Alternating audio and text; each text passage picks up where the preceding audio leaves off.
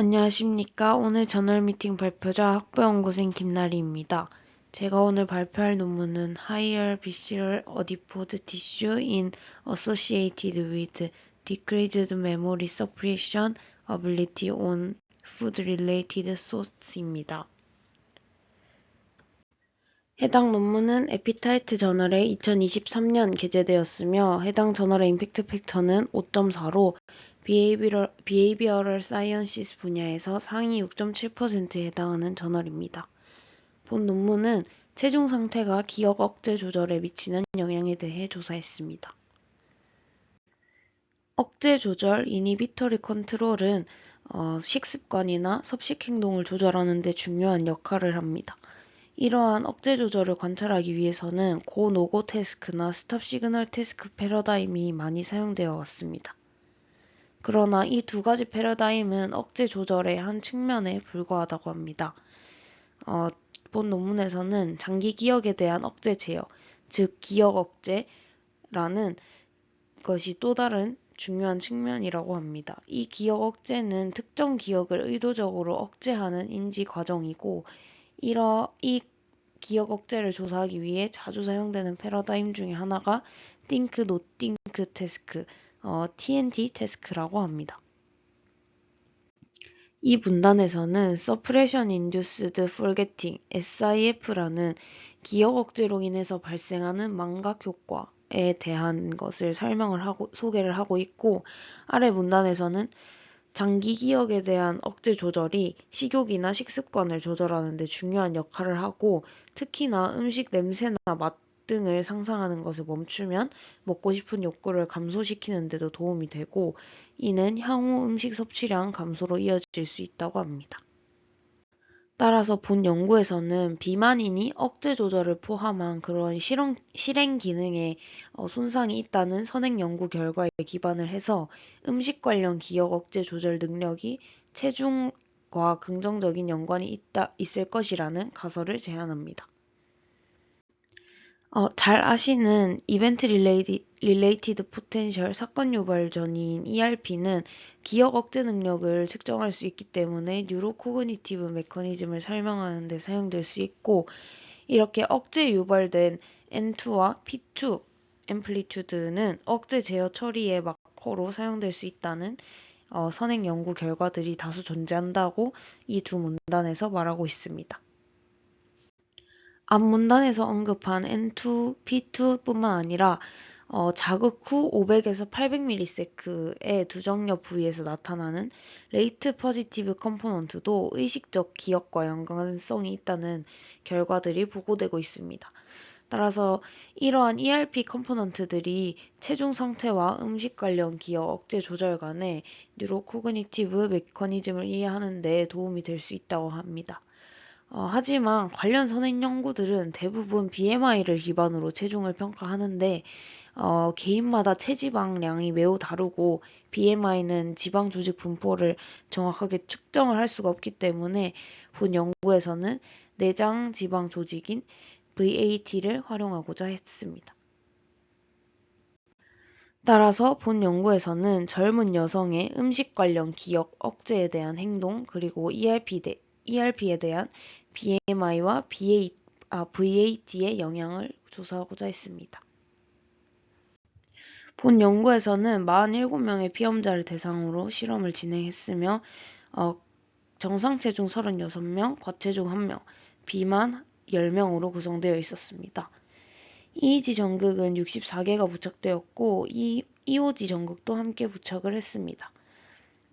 그리고 피험자들의 식습관을 측정하기 위해서 이 DEBQ라는 설문을 활용했는데, 이 설문 같은 경우에는 식습관의 세 가지 특성인 절제된 식사, 감정적 식사, 외식을 평가하기 위한 항목들이 포함되어 있었습니다.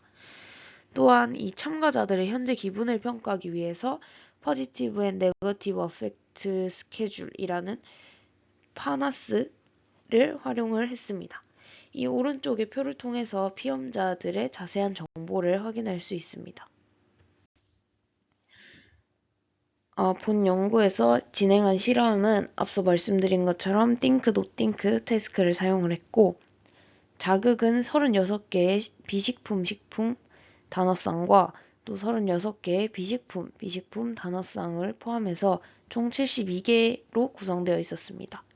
그리고 여기서 사용한 음식, 비음식 단어는 기존 선행 연구에서 사용한 것을 그대로 사용했다고 합니다.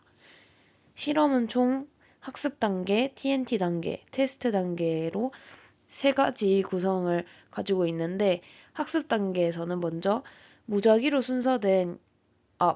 순서로 제시된 36쌍의 단어를 4초 동안 대상 단어와 짝을 이루는 Q 단어의 형태로 암기하도록 요청받았습니다. 모든 Q 단어는 음식이 아닌 단어였고 대상 단어 중 절반은 음식, 나머지 절반은 비음식 단어로 결과적으로 비음식 단어쌍이 36개, 비음식 쌍이 36개 이렇게 구성되어 있었습니다. 그래서 훈련 페이지의 전반부에서는 참가자들이 36개의 단어쌍을 학습을 하고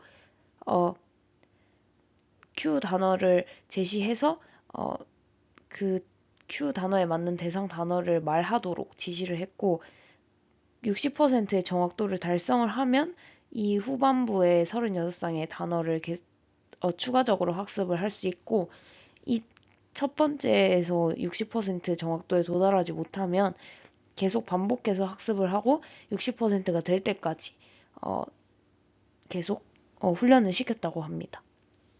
그리고 TNT 단계에서는 참가자들한테 단서가 빨간색으로 제시가 되면 마음을 비우고 기억을 하지 않도록 하고 단서가 이렇게 녹색으로 제시가 되면 이 대상 단어를 기억하도록 지시받았습니다. 그리고 이 빨간색과 초록색 조건에는 각각 16개 Q 단어가 있었고 각 Q는 12번 반복되어서 총 384번의 트라이얼이 있었다고 합니다. 이 테스트 단계에서 참가자들은 학습 단계에서도 학습한 단어와 합쳐서 총 48개 단어쌍에 대한 기억력을 평가했습니다. 화면에 Q 단어가 나타나면 참가자들은 해당 단어에 부합하는 대상 단어를 최대한 정확하고 빠르게 말하도록 지시받았고 피험자들의 대답이 정답이면 기억을 제대로 한 것으로 레코딩이 되었고 그 정답과 일치하지 않으면 기억을 못하는 까먹은 것으로 결정이 되었습니다. 그리고 또한 참가자들은 1년간의 추적 기간을 두고 다시 실험실로 와서 체중, 키, 체성분을 측정하도록 했습니다. 실험을 통해 얻어진 데이터 중에 TNT 태스크에 대한 행동 데이터를 분석을 했습니다. 먼저 think, not think, 베이스라인 조건의 정확한 리콜률을 계산하기 위해서 테스트 단계에서 피험자가 정확하게 기억한 항목의 수를 학습 단계에서 학습한 총 항목 수로 나눠서 계산을 했고 기억 억제 능력을 평가하기 위해서 기준 베이스라인 조건의 회상률에서 노띵크 조건의 회상률을 빼서 억제 유발 망각이라고 하는 이 SIF 점수를 계산했습니다. SIF 점수가 높을수록 억제 능력이 더 우수함을 뜻합니다. 또한 VAT, 그러니까 내장지방 변화 예측 가능성을 확인하기 위해서 1년 추적 관찰에 대해서 노띵크 상태의 회상률과 SIF 점수, 그리고 뒤쪽에서 나올 ERP 속성과 BMI, VAT 변화 사이의 상관 분석을 진행했습니다. 뇌파 분석을 위해서는 아래와 같이 기본적인 전처리를 적용했고 주의 인디펜던트 컴포넌트 애널리시스인 ICA를 적용해서 EOG 및 EMG를 제거했습니다. ERP는 선행 연구 결과를 바탕으로 전두엽 및 중앙에서의 P2와 N2를 이렇게 해당 채널에 대해서 분석을 했고 또 파라이어털 영역의 LPC는 이렇게 4가지 채널에 대해서 ERP 분석을 진행했습니다. 행동 데이터 결과 think, not think, 베이스라인 컨디션의 회상률 정확도를 비교해보면 이 빨간색 not think의 경우가 띵크나 베이스라인 대비해서 통계적으로 유의하게 회상률이 감소하는 것을 확인할 수 있습니다.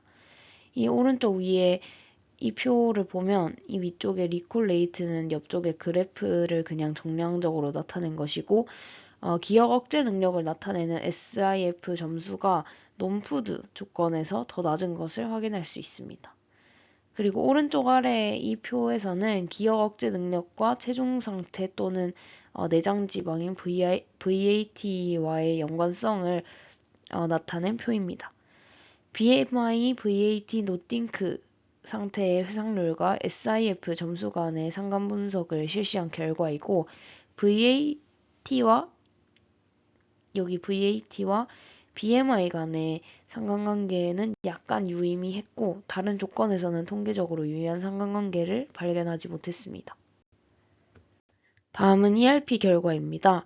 이 P2는 띵크 조건에서 노띵크 조건 대비 통계적으로 유의하게 더 큰 평균 진폭을 가지고 있는 것을 그림으로도 조금 확인할 수 있고 이 옆쪽의 결과에서도 숫자를 통해서 더 정확하게 확인을 할 수 있습니다. 또한 이 P2는 여기 밑에의 결과에서 P2는 VAT하고 통계적으로 유의하게 양의 상관관계를 가지는 것을 확인할 수 있고 이 SIF 스코어와는 통계적으로 유의하게 음의 상관관계를 가지는 것을 확인할 수 있습니다. 이러한 결과를 통해서 이 VAT, 즉 내장 지방이 많을수록 P2 진폭이 커지고 이 억제 조절 능력이 저하된다는 것을 알 수 있습니다. 그리고 N2의 경우에는 노띵크 조건에서 통계적으로 유의하게 띵크 조건 대비 평균 진폭이 커졌고 음식 조건과 비음식 조건 간의 통계차는 존재하지 않았습니다. 그리고 아래 결과에서 BMI나 VAT, SIF 스코어와도 통계적으로 유의한 어떤 결과는 없었습니다. 다음은 LPC 평균 진폭을 분석한 결과 LPC의 경우에는 띵크 조건 대비 노띵크 조건에서 더 큰 진폭이 유도되었고 이 노띵크에서 음식 조건이 비음식 조건에 비해서 통계적으로 유의하게 더 큰 진폭을 유발했습니다.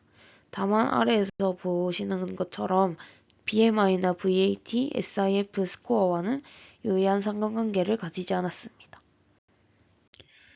P2는 VAT와 양의 상관관계를 가지고 SIF 스코어와는 음의 상관관계가 있다는 것을 이제 발견했기 때문에 그것을 바탕으로 이 본 연구에서는 VAT가 기억 억제에 미치는 영향을 테스트하고자 했습니다.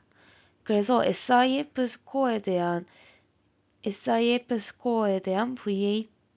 변화의 영향은 음식 조건의 노띵크 띵크 빼기 노띵크 조건의 이 P2 차이 파동을 사용해서 테스트되었습니다.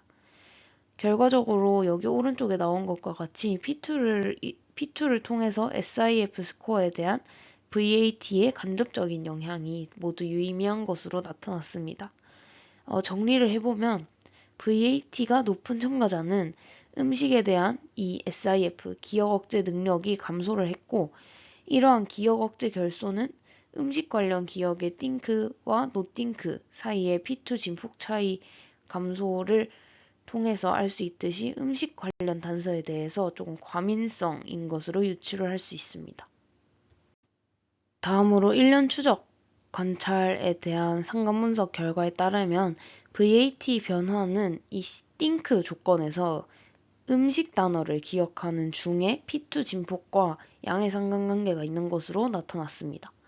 하지만 이러한 상관관계는 건강한 체중을 가진 피험자들에게서만 관찰이 되었다고 하고 과체중이나 비만 그룹에서는 유의미한 상관관계가 얻어지지 않았다고 합니다.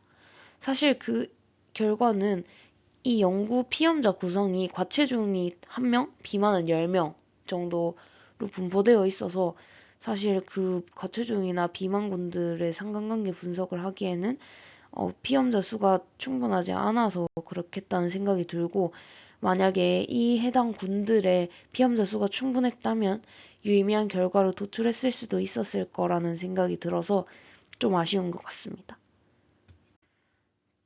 그래서 논문을 읽으면서 조금 아쉬웠던 부분은 방금 전에도 말씀드렸듯이 과체중이나 비만군의 피험자 수가 너무 적었기 때문에 상관관계 분석이나 어떤 분석을 하기에는 충분하지 않은 수였다고 생각을 하고 그 수가 충분했다면 이 지금 결과보다 더 유의미한 결과를 도출했을 것이라고 생각이 듭니다.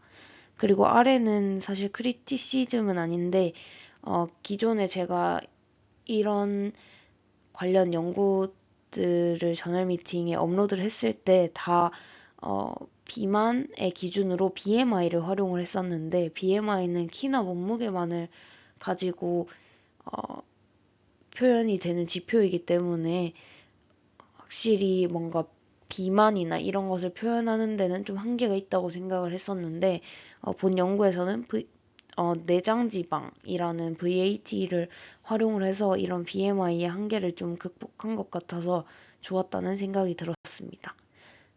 발표 들어주셔서 감사합니다.